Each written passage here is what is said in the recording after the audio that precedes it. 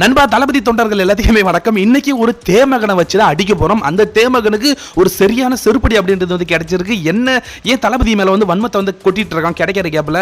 கேரளாவில் இருக்க அந்த ஒரு நாயி நம்ம தளபதி விஜய் பத்தி, நம்ம முதலமைச்சர் விஜய் பத்தி ஏன் அப்படி பேசிட்டு இருக்கான், அதுக்கான காரணம் இருக்கு. அவன் பெரிய தப்பு பண்ணியிருக்கான். A to Z என்னன்றது நான் வந்து சொல்றேன்.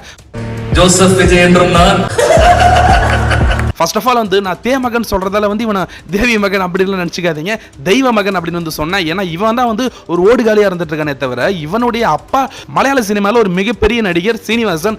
இவர் வந்து நீங்கள் நிறைய மலையாள படங்கள் வந்து பார்த்துருப்பீங்க. இவங்களுடைய ரெண்டாவது பையன் தான் இந்த ஒரு தயான் சீனிவாசன் அப்படின்றவன். பார்க்கறதுக்கு பண்ணிக்கு பட்டி டிங்கரிங் பார்த்து கோட் சூட்டு போட்ட மாதிரியே இருப்பான். இவன் கேரளாவில் நடிகராகவும் இருக்கான், இயக்குனராகவும் இருக்கான். அவங்க அப்பா காசில் உட்காந்து தின்னுட்டு இருக்கான். இவன் நம்ம முதலமைச்சர் விஜயை பற்றி போகிற இடத்துல நிறைய மேடைகளை வந்து தப்பு தப்பா வந்து பேசிட்டு இருக்கான். ஏன் இந்த ஆளு இப்படி பேசிட்டு இருக்கான், என்ன காரணம் அப்படின்னு பார்க்கறப்ப தான் தெரியுது.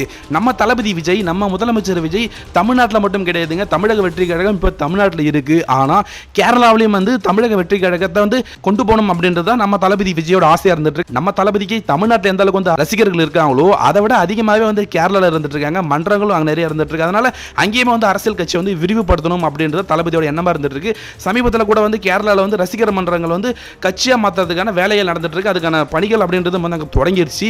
இது இப்போ வந்து நிறைய கேரளாவில் இருக்க அரசியல்வாதிகளுக்கும் நடிகர்களுக்கும் ஒரு பெரிய பீதி ஆயிருக்கு. ஏன் அப்படின்னா தளபதி விஜய் தமிழ்நாட்டில் வந்து உச்ச நட்சத்திரமா இருந்தாரு, அரசியலுக்கு வந்துட்டாரு, ஆனால் சிஎம் ஆவாரா அப்படின்னு டவுட்ல இருந்துட்டு இருந்தானுங்க. ஆனால் அவர் இங்கே மிகப்பெரிய வெற்றி பெற்று இன்னைக்கு தமிழ்நாடோட முதலமைச்சராக இருந்துட்டு இருக்காரு. கேரளாலையும் இவர் இதே மாதிரி கட்சி ஆரம்பிச்சாருன்னா கண்டிப்பாக வந்து அவர் சிஎம் ஆயிடுவாரு. அதாவது திலீப் தெரியும் இல்லைங்களா, அந்த பாவனா விஷயத்தில் ஒரு கேடுகட்ட வேலையை பார்த்தான் இல்லைங்களா, அவனுடைய ஃப்ரெண்டு தான் இவன். அப்போ இவனுடைய கேரக்டர் எப்படி இருக்குன்னு பாருங்க, எவ்வளோ கேவலமானவனா இருப்பான் அப்படின்றது பாருங்க.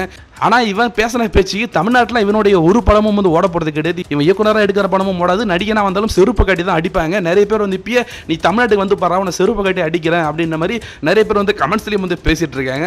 அது மட்டும் கிடையாது, கேரளாவில் இருக்க நம்ம தளபதியோட விர்ச்சுவல் வைரஸும் இவனை போட்டு கிழின்னு கீழ்ச்சிட்டு இருக்காங்க சோசியல் மீடியாவில். இவனை பற்றி என்ன நினைக்கிறீங்கன்றத கமெண்ட்ஸில் சொல்லுங்க. சப்ஸ்கிரைப் பண்ணாதவங்க சப்ஸ்கிரைப் பண்ணுங்க.